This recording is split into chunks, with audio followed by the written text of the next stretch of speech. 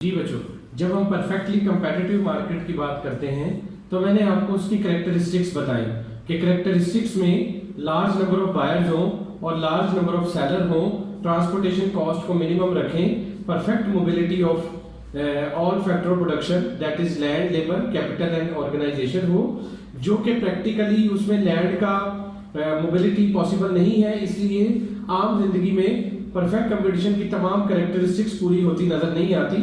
लेकिन फिर भी अगर हम ये देखते हैं कि परफेक्ट कंपटीशन की ये कैरेक्टरिस्टिक्स पूरी होती हैं तो उसका नतीजा क्या निकलेगा, आउटकम क्या निकलेगा, यानी लार्ज नंबर ऑफ बायर्स हो, लार्ज नंबर ऑफ सेलर हो, होमोजेनियस गुड हो, ट्रांसपोर्टेशन कॉस्ट जीरो हो, परफेक्ट नॉलेज हो और perfect mobility of factors of production हो and free entry and exit of market हो। तो उस नतीजे में जब एक मार्केट डेवलप होगी तो वो किस कैटेगरी की मार्केट होगी और क्या आउटकम निकलेगा वो सामने लिखा है। As a result of its characteristics the perfectly competitive market has the following outcomes. Number 1, the action of any single buyer or seller in the market have a negligible impact when there are large number of seller. I have already exampled you that when someone is selling that particular commodity at a high price and the other people are selling that same commodity at a lower price, what will happen? The buyer will move to that particular seller who is selling that particular commodity at a lower price. तो इसका मतलब ये हुआ कि single buyer या single seller, एक buyer आता है और कहता है मुझे इससे कम कीमत पर कमोडिटी सेल करें, वो भी पॉसिबल नहीं है। क्यों? क्योंकि पूरी मार्केट में तमाम बायर और सेलर एक ही प्राइस पर मार्केट में जो है वो ट्रेड कर रहे हैं। तो उसके बाद आगे चलते हैं। Each buyer and seller takes the market price as given. Market price as given से मुराद हम ये लेते हैं कि जो मार्केट में प्राइस डिटरमिन हो जाती है, और वो प्राइस कैसे डिटरमिन होती है स्टूडेंट्स आप सब जानते हैं कि हमने प्रीवियस चैप्टर्स में पढ़ा था कि मार्केट में जो आउटपुट और प्राइस डिटरमिन होती है by the independent forces of demand and supply. तो डिमांड और सप्लाई की फोर्सेस की मदद से मार्केट में प्राइसेस डिटरमिन होती हैं, जो इंडिपेंडेंट रेशो तय करती है कि मार्केट में how much price would be charge and how much quantity would be sold at particular price. तो बच्चों ये दो आउटकम के बाद हम आगे चलते हैं स्टूडेंट्स और देखते हैं। कहता है competitive buyers and seller trading identical products. Look at this, same product होती है तो उसका मतलब वो क्या है, प्राइस टेकर है। क्या मतलब हुआ? जब सब सेलर एक ही सेम कमोडिटी सेल कर रहे हैं तो फिर उन्हें उसी प्राइस पर स्टिक रहना पड़ता है। They are price taker not price maker, they can not make the price as a whole. और उससे आगे चलते हैं, कहता है determine by the market. Same बात जो है वो दोबारा लिखी है कि जब वो प्राइस टेकर है तो इसका मतलब ये है कि वो अपनी जो प्राइस है उसको मार्केट की प्राइस के मुताबिक ले सकते हैं, वो अपनी मर्जी से प्राइस को डिटरमिन नहीं कर सकते। ले बच्चों, जब हम ये डिसाइड कर लें कि हम किस कंपटीशन के अंदर अपनी प्रोडक्ट को सेल कर रहे हैं और हमने ये डिसाइड किया कि we are talking about perfect competition market, तो जब हम परफेक्ट कंपटीशन मार्केट की कैरेक्टरिस्टिक्स को पढ़ते हैं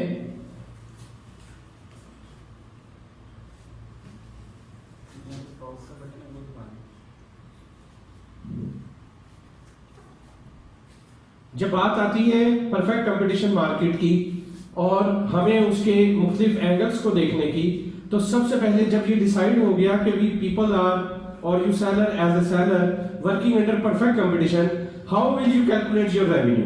तो first of all we shall see the revenue of a competitive firm under perfect competition. Perfect competition के अंदर हम अपने रेवेन्यू को किस तरह डिटरमिन करते हैं? तो स्टूडेंट्स देखें, जो प्रीवियस फार्मूला है सेम फार्मूला यहां रेवेन्यू का मेंशन हुआ है। टोटल रेवेन्यू अर्न करने का, टोटल रेवेन्यू रिसीव करने का एक ही फार्मूला है कि सेलर जितनी क्वांटिटी जिस कीमत पर फरोख्त करेगा उसको मल्टीप्लाई कर लें तो हमारे पास टोटल रेवेन्यू आ जाता है। और उसी तरह एवरेज रेवेन्यू निकालने के लिए हमें क्या फार्मूला अडॉप्ट करना पड़ता है? Total revenue divided by quantity. Total revenue divided by quantity. Total revenue divided by quantity से मुराद फिर वही हमारे पास आता है कि हम पर यूनिट क्या अर्न कर रहे हैं। और बच्चों इसलिए मार्केट में प्राइस और एवरेज रेवेन्यू सेम होते हैं। क्यों सेम होते हैं? क्योंकि जिस कीमत पर आप 1 यूनिट बेच रहे हो, आप फर्ज करें 20 रुपए पर 50 यूनिट सेल कर रहे हो, तो देखें 20 रुपए पर आपने 50 यूनिट सेल किए तो टोटल रेवेन्यू आ गया 1000। अब अगर आप एवरेज रेवेन्यू निकालते हो तो टोटल रेवेन्यू कितना आया? 1000 डिवाइडेड बाय कितने यूनिट सेल किए आपने? 50। जब आप उसको सॉल्व करोगे तो आपका एवरेज रेवेन्यू क्या निकला? 20। और प्राइस भी आपने क्या लिखी थी? तो इसका मतलब ये हुआ कि मार्केट में प्राइस और एवरेज रेवेन्यू हमेशा क्या होते हैं बेटो? सेम होते हैं। याद कर लेना है, अच्छी तरह याद कर लेना है। अंडर परफेक्ट कंपटीशन और under any competitive firm, price and average revenue are same, they are both are same. अब हम डिस्कस करते हैं उससे आगे की। तो हम इस चीज को डिस्कस करते हुए हम नेक्स्ट चीज देखते हैं कि जब आप डिस्कस कर रहे होते हैं तो देखिए बच्चों, अभी जब मैंने आपको टोटल रेवेन्यू की और एवरेज रेवेन्यू का जो फार्मूला लिख के बताया, वो इस जगह इस फार्मूले में मौजूद है। कहता है total revenue divided by quantity. तो हमारे पास क्या निकलेगा? एवरेज रेवेन्यू, या क्या निकलेगा? प्राइस। तो याद कर लिया आपने कि कंपेटिटिव फर्म्स में हमेशा हर तरह की मार्केट में प्राइस और एवरेज रेवेन्यू हमेशा सेम होते हैं। क्या बोला मैंने? प्राइस एंड एवरेज रेवेन्यू तमाम फर्म्स के सेम होते हैं अंडर कंपेटिटिव फर्म्स। इससे आगे चलते हैं थर्ड कॉन्सेप्ट की तरफ, वो है मार्जिनल रेवेन्यू। हम आज 3 कॉन्सेप्ट पहले समझेंगे रेवेन्यू से रिलेटेड। हमने पहले देखा टोटल रेवेन्यू क्या होता है, फिर हमने देखा एवरेज रेवेन्यू क्या होता है और उसको किसके इक्वल प्रूव किया? प्राइस के। अब हम देखेंगे फर्म का मार्जिनल रेवेन्यू क्या होता है। बच्चों, जब तक आप इन चीजों को नहीं समझेंगे आप फर्म के रेवेन्यू कैलकुलेट नहीं कर सकते। Total revenue price into quantity, average revenue total revenue divided by quantity. Now we moving to marginal revenue. What is marginal revenue? Change in total revenue, change in total revenue due to production of an additional unit or selling of an additional unit. आपने एक मजीद unit cell किया, आपके revenue पर क्या फर्क पड़ा? आप खुद सोचें। हमने इसकी एक कैरेक्टरिस्टिक्स पढ़ी है कि इसमें प्राइस सेम होती है। 20 रुपए के हिसाब से 50 यूनिट सेल किए, रेवेन्यू आया 1000 रुपए। 51 यूनिट सेल करेंगे, 1 यूनिट और सेल करेंगे और कीमत तो वही है, तो टोटल रेवेन्यू कितना हो जाएगा? 1050। तो बच्चों, एक मजीद यूनिट सेल करने की वजह से टोटल रेवेन्यू में कितने का चेंज आया? 1020, यानी जितनी प्राइस है 20 का ही चेंज आएगा। ये देखिए बच्चों, price into quantity, total revenue divided by quantity, change in total revenue due to change in quantity, that's it. ये देखिए, change in total revenue delta divided by, this is divided by delta Q, change in quantity. आप 1 unit मजीद cell करेंगे तो उससे आपके revenue में क्या change आएगा? उसे मार्जिनल रेवेन्यू कहते हैं। तो बच्चों, मैं आपको बड़ी अहम बात बताने लगा हूं और वो ये कि परफेक्ट कंपटीशन में जो कंडीशन हम पढ़ रहे हैं, जो कैरेक्टरिस्टिक्स के अंडर आप काम कर रहे हैं, इसमें टोटल रेवेन्यू में उतना ही चेंज आएगा जितनी कीमत है। टोटल रेवेन्यू में उतना ही चेंज आएगा जितनी कीमत है, और कीमत हमने पढ़ा था इसमें चेंज नहीं होती।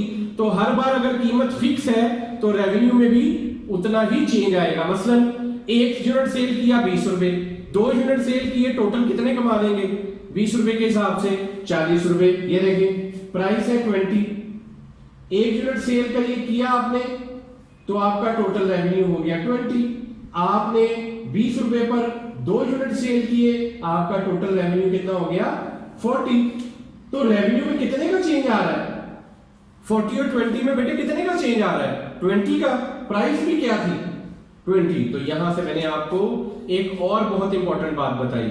परफेक्ट कंपटीशन की बात हो रही है, फिर याद रखना है, इम्परफेक्ट कंपटीशन की बात नहीं कर रहा मैं अभी सिर्फ और सिर्फ परफेक्ट कंपटीशन के अंदर बात कर रहा हूं कि परफेक्ट कंपटीशन में जो प्राइस होती है वही एवरेज रेवेन्यू की वैल्यू आती है, और परफेक्ट कंपटीशन में मार्जिनल रेवेन्यू की वैल्यू भी सेम आती है, क्योंकि प्राइस चेंज नहीं हुई तो एवरेज भी चेंज नहीं होती, और जो टोटल रेवेन्यू में चेंज है वो उतना ही होगा जितनी प्राइस है। तो प्राइस 20 20 20 20 20, तो मार्जिनल रेवेन्यू भी 20 20 20 20 20। अगर प्राइस 10 है तो प्राइस 10 10 10 10, हर एक यूनिट सेल करने पर टोटल रेवेन्यू में कितना इजाफा होगा? 10 10 10 10 10। तो इसका मतलब परफेक्ट कंपटीशन में प्राइस, एवरेज रेवेन्यू और मार्जिनल रेवेन्यू सेम हो सकते हैं। याद रखिएगा, आपको एमसीक्यू में पूछा जा सकता है। उससे आगे चलते हैं बच्चों। ले बच्चों, अब हम ये जितनी बातें सीख रहे थे, किसी एक फर्म का हम एक सिंपल सा ग्राफ या टेबल बनाकर इन चीजों को रिप्रेजेंट करते हैं। तो देखो बच्चों, क्वांटिटी 1 to 8, जो प्रोडक्ट आप, व्हाइट बोर्ड हमने एग्जांपल ली थी, एग्स की एग्जांपल ली थी, कोल्ड ड्रिंक की एग्जांपल ली थी। प्राइस क्या डिटरमिन होगी? फर्ज करें 6। परफेक्ट कंपटीशन में प्राइस चेंज नहीं होती, तो हर बार प्राइस क्या रहेगी? सेम अज्यूम कर ली। एक यूनिट सेल करेंगे तो रेवेन्यू कितना आएगा? 6। 2 यूनिट सेल करेंगे तो रेवेन्यू कितना आएगा? 12। 3 यूनिट सेल करेंगे तो रेवेन्यू कितना आएगा? एंड सो इसी तरह अगर आपको एवरेज रेवेन्यू कैलकुलेट करना है तो फॉर्मूला मैंने बता दिया था, total revenue divided by quantity. करें डिवाइड, 6 को 1 पे डिवाइड करें, कितना आंसर आ गया? 6। 12 को 2 पर डिवाइड करें, कितना आंसर आ जाएगा? 6। 30 को 5 पर डिवाइड करें, हर इस वैल्यू को कॉलम नंबर 3 को कॉलम नंबर 1 पे डिवाइड करते जाएं, तो आपके पास क्या निकलता आया? 3 डिवाइडेड बाय 1, आपके पास एवरेज रेवेन्यू आएगा। नाउ मार्जिनल रेवेन्यू कैलकुलेट करते हैं। चेंज इन टोटल रेवेन्यू, देखिए कितने का चेंज आ रहा है? 12 और 6 में कितने का चेंज है? 6 का। 18 और 12 में कितने का है? 6 का। हर बार कितने का चेंज आएगा? तो देखो बच्चों, जब हमने एक सिंपल सा एक टेबल ड्रॉ किया तो यहां से परफेक्ट कंपटीशन की बिहेवियर हमें रेवेन्यू फर्म के हवाले से तमाम बिहेवियर मिल गए। वो बिहेवियर क्या है? जो प्राइस है वही एवरेज रेवेन्यू है और वही मार्जिनल रेवेन्यू है। आप प्राइस 8 रख लें, यहां आंसर 8 8 आएंगे। आप यहां प्राइस 20 कर लें, यहां जो एवरेज रेवेन्यू और मार्जिनल रेवेन्यू का आंसर है वो कितना होता जाएगा? 20 होता जाएगा। तो इसका मतलब ये हुआ कि परफेक्ट कंपटीशन में फर्म्स जो प्राइस डिसाइड करती हैं वही उनकी एवरेज रेवेन्यू होता है और वही उन फर्म का मार्जिनल रेवेन्यू होता है। उस प्राइस पर ही वो डिटरमिन करते हैं कि हमें कितनी आउटपुट प्रोड्यूस करनी है, उसी पर डिटरमिन करते हैं कि फर्म की सप्लाई कितनी होगी और कौन सा पोर्शन है सप्लाई का जो उन्हें लॉस की तरफ ले जाएगा और कौन सा फर्म है जो उन्हें प्रॉफिट की तरफ लेकर जाएगा। तो बच्चों, इससे आगे चलते हैं और हम इसी चीज को ग्राफ्स की शक्ल में देखते हैं कि अगर हमें इसे ग्राफ्स में डिटरमिन करना हो तो हम इन्हें किस तरह बना सकते हैं। अच्छा, इसमें एक और चीज पहले हम डिस्कस कर दें, वो है सप्लाई कर्व।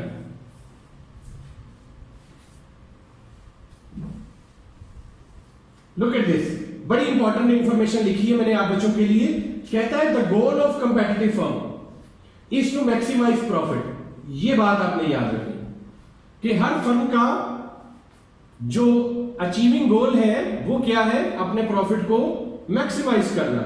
प्रॉफिट मैक्सिमाइज करने के लिए total revenue minus total cost, आपको फॉर्मूला याद होगा, पाई का साइन लगता है, रेवेन्यू में से किस चीज को माइनस करना है? कॉस्ट को माइनस करें तो आपके पास प्रॉफिट आएगा and it should be maximum, ज्यादा से ज्यादा होना चाहिए। अच्छा, कहता है इसका मतलब है कि हमें वो क्वांटिटी प्रोड्यूस करनी है जहां पर रेवेन्यू और कॉस्ट के दरमियान जो डिफरेंस है वो ज्यादा से ज्यादा हो। फॉर एग्जांपल एक चीज दिखा रहा हूं आप बच्चों को, फर्ज करें ये रेवेन्यू है, ये आपकी कॉस्ट है, तो वो क्वांटिटी जिस पर ये डिफरेंस मैक्सिमम है वो क्वांटिटी आपकी कंपेटिटिव फर्म की इक्विलिब्रियम की क्वांटिटी या आपकी परफेक्ट ऑप्टिमल क्वांटिटी कंसीडर की जाती है, क्योंकि कॉस्ट और रेवेन्यू में जितना ज्यादा डिफरेंस आएगा उतना बड़ा प्रॉफिट का मार्जिन निकलेगा, और अगर कॉस्ट ऊपर हो और रेवेन्यू नीचे हो तो उतना बड़ा लॉस शो होता है। तो हमें प्रॉफिट को करना है मैक्सिमम, तो जो ऊपर वाला कर्व होना चाहिए upper, that should be revenue firm, और ये जो कर्व डाउनवर्ड हमने जाता है ये टोटल कॉस्ट का कर्व है। ये कर्व आप बच्चों ने इससे प्रीवियस लेक्चर में कॉस्ट ऑफ प्रोडक्शन में टोटल कॉस्ट का कर्व ड्रॉ किया था और हमने जो टोटल कॉस्ट का कर्व बनाया था अगर आपको याद हो तो हमने यहां से इन्वर्टेड एस शेप में यहां पर बच्चों इस तरह करके जरा जीरो से अबव हमने किया था क्योंकि उसमें फिक्स कॉस्ट भी थी और वेरिएबल कॉस्ट भी थी। और उस लेक्चर में मैंने आप बच्चों को बताया था इन कॉस्ट के कर्व्स को याद कर लें, आगे आने वाले तमाम चैप्टर्स में यही कॉस्ट के कर्व्स यूज होंगे।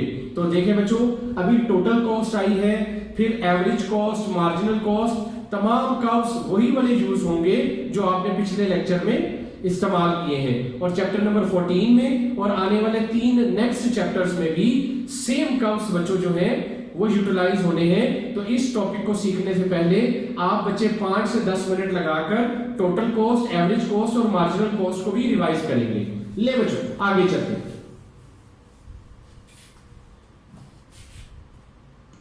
लुक एट दिस बच्चों, ये एक पूरी न्यूमेरिकल एग्जांपल है जो मैंने एक ड्रॉ की है जिसमें हम तमाम चीजों को यहां पर रिप्रेजेंट करते हैं। ये टेबल सीखना बहुत जरूरी है।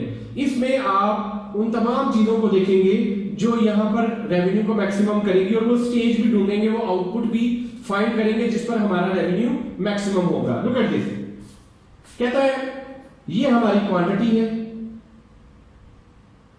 8 तक, हमने प्राइस सेट की थी, अज्यूम की थी कितनी 6, 0 पर 0, एक क्वांटिटी 6 रुपए, 2 क्वांटिटी 12 रुपए, 3 क्वांटिटी 18 रुपए। तो 6 रुपए से मल्टीप्लाई करते जाएं, जितनी क्वांटिटी सेल करेंगे रेवेन्यू का कॉलम नंबर 2 जनरेट होता जाएगा। अब हमने आगे टोटल कॉस्ट का जो है वो कर्व ड्रॉ किया है। बच्चों ये टोटल कॉस्ट का जो कर्व है, जो टेबल की वैल्यूज है, ये वो वैल्यूज हैं जो हमने लास्ट लेक्चर में उसमें टेबल में ड्रॉ की थी, वही वैल्यूज हमने यहाँ पर उठाई हैं। अभी मैंने यहाँ पर वो वैल्यूज लिखी तो वो देखें मेरे पास फर्स्ट करें 3, 5, 8, 12, 17, 23 और ये चल रही है। अब हमने अभी पढ़ा टोटल रेवेन्यू और टोटल कॉस्ट के दरमियान डिफरेंस प्रॉफिट कहलाएगा। तो column number 3 total, column number 2 total cost का है, कॉलम नंबर 3 टोटल कॉस्ट का है और टोटल रेवेन्यू का जो कॉलम है वो नंबर 2 है। तो टोटल रेवेन्यू में से टोटल कॉस्ट को माइनस करके हम अपना प्रॉफिट देखते हैं। लुक एट दिस, पहला यूनिट 0 यूनिट सेल करने पर लॉस पर जा रहे हैं, आते आते मैक्सिमम जो प्रॉफिट की रेशो निकल रही है वो कहां तक आ रही है स्टूडेंट 7, किन यूनिट्स पर 4 और 5 पर प्रॉफिट आपका क्या हो रहा है मैक्सिमम हो रहा है, उसके बाद प्रॉफिट कम हो रहा है और इधर प्रॉफिट बढ़ते बढ़ते, इसका मतलब ये हुआ कि इस फर्म के लिए 4 और 5 के दरमियान जो आउटपुट है उसे प्रोडक्शन करना उसके लिए सूटेबल है इस यूनिट को, इस फर्म को, इस प्राइस पर। किस प्राइस पर? जो मार्केट में डिटरमिन हुई है, ये फर्म ने डिसाइड नहीं की, फर्म डिसाइड करती है मोनोपोली में, इनपरफेक्ट कंपटीशन में। ये है परफेक्ट कंपटीशन, यहां है large number of buyers and seller, price is determined by the demand and supply forces, bye the market forces. तो इस प्राइस पर इस फर्म को ये 4 से 5 यूनिट सेल करना उनके लिए अफोर्डेबिलिटी है और आउटपुट को मैक्सिमम कर सकते हैं। आगे देखें मार्जिनल रेवेन्यू, मैंने आपको बताया पहले भी पढ़ाया, वो 6 ही आएगा। क्यों? रेवेन्यू में चेंज कितना आ रहा है 6 का। और मार्जिनल कॉस्ट, ये भी हमने लास्ट लेक्चर में पढ़ा, टोटल कॉस्ट में चेंज 3 और 5 में कितने का चेंज है 2 का, 8 और 5 में 3 का, 12 और 8 में 4 का, 17 और 12 में 5 का। तो इसी तरह हमारे पास ये वैल्यू आती जाएगी, ठीक है। उसके बाद और आगे देखें, हमने यहां एक और कॉलम बनाया, वो है marginal revenue minus marginal cost, marginal revenue minus marginal cost. जैसे हमने निकाला था total revenue minus total cost, तो ये वैल्यूज आई थी, उसी तरह हमने निकाला marginal revenue minus marginal cost. बच्चों प्रॉफिट मैक्सिमाइज करने की एक स्टेज और भी होती है, ये एक्सप्लेन करने से पहले बता रहा हूं। एक तो हमने पढ़ा कि प्रॉफिट मैक्सिमम होना चाहिए, total revenue minus total cost. एक और वैल्यू है और वो है MC should be equal to MR। क्या बोला मैंने? Marginal cost should be equal to MR। ये कंडीशन भी हमारी इक्विलिब्रियम की, ये प्रॉफिट मैक्सिमाइजेशन की कंडीशन बताता है। और अगर ये मैं MC को इक्वल के उधर ले जाऊं तो क्या होगा? MR माइनस MC, और इधर क्या रह जाएगा? 0। यानी जिस पॉइंट पर MC और MR इक्वल हो या MR माइनस MC क्या हो? 0 हो, वो भी यही पॉइंट होता है। टोटल रेवेन्यू टोटल कॉस्ट को माइनस करके देख लें, ये टोटल का फार्मूला है, ये मार्जिनल का मेथड है। दोनों मेथड लग सकते हैं, आपको क्विज में दोनों पूछे जा सकते हैं कि जो कंपेटिटिव फर्म में प्रॉफिट मैक्सिमाइजेशन स्टेज होती है वो कौन सी होती है? एक होती है total revenue minus total cost, एक क्या होती है? MC is equal to MR, या MR minus MC should be equal to 0। तो बच्चों फौरी तौर पर इसमें ढूंढे 0 कहां है? Here eight 1 2 3 4 5, look at this 7 पहले ही हमने डिटरमिन किया था। इसका मतलब ये हुआ कि 4 या 5, और अब कौन सी? 4 भी नहीं, कौन सी? 5। वो पॉइंट निकला जिस पर रेवेन्यू और कॉस्ट का डिफरेंस ज्यादा से ज्यादा है, और हमारी MC और MR का जो डिफरेंस है वो भी क्या है? 0 है। तो 0 पॉइंट पर प्रॉफिट मैक्सिमम होता है। इसका मतलब है ये फर्म का इक्विलिब्रियम पॉइंट होगा, प्रॉफिट मैक्सिमाइजेशन पॉइंट होगा। फर्म 5 यूनिट बनाएगी, 30 रुपए रेवेन्यू कमाएगी, 23 रुपए कॉस्ट लगाएगी, 7 रुपए मुनाफा कमाएगी।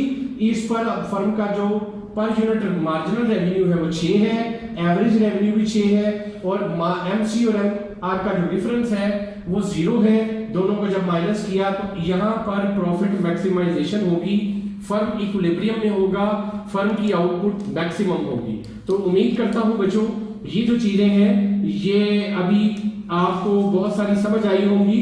अभी इस टेबल के बाद यही चीजें हमें